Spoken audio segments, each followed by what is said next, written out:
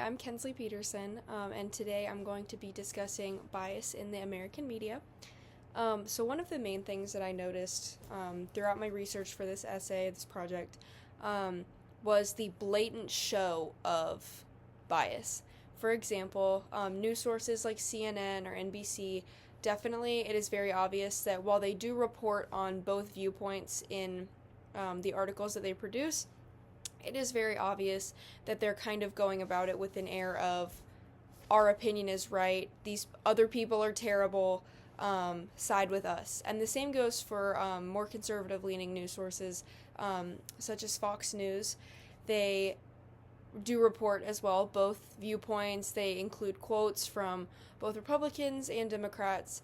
But like I said previously with CNN and NBC, they definitely go about it with that air of these other people are evil, we're right, you should side with us because we're right. And that's particularly harmful, I think, in the media, because when you're hearing news primarily from one political party, you're not getting the full story.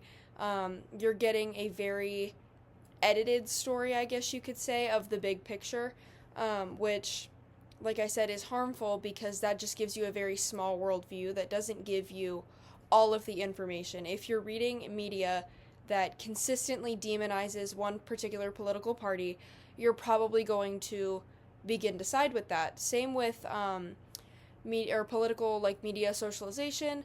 When you hear your parents talking about something all the time, if your parents are Democrats and you hear them saying Republicans suck all the time, you're probably going to grow up leaning towards Republicans suck. And the same thing goes for media. Only hearing that one viewpoint, you kind of tend to lean towards that viewpoint, maybe not even knowing all the facts.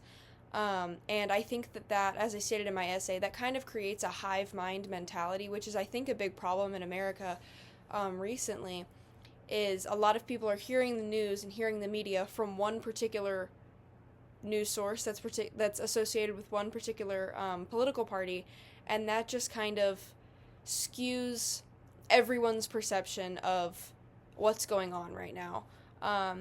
Another thing that I noticed in doing my research, reading news stories covering the same thing, such as the ICE raids, is that a lot of the news sources that I was able to find, a lot of the articles, definitely demonize the other party, such as it was the CNN article. It definitely kind of makes the conservative lawmakers in that area out to seem kind of evil, and especially I think, and this is an example of media bias that I found particularly interesting, was that a lot of the headlines for the articles will use particular words or connotations to kind of, I wouldn't necessarily say incite fear, but I would say that they definitely go after the opposite political party and try to kind of rope you in a sense. For example, like I said, that CNN article, in the title, they specifically mentioned children being affected by the ICE raids. And I think that any normal person, something awful happens to a child, that's terrible, you're going to feel sympathy, and you're going to think whoever did that to that child is terrible and evil. And I think that, while, yes, I understand that to a degree, there needs to be a more broad research done of the media that you're consuming, because a lot of it is exaggerated, or a lot of it is doctored, I guess you could say, to pit people against that political party and get them to join in this example, the Democratic agenda. And I think that that's harmful. As I previously stated, it kind of gives you a very small worldview and a very skewed view of what's going on in America.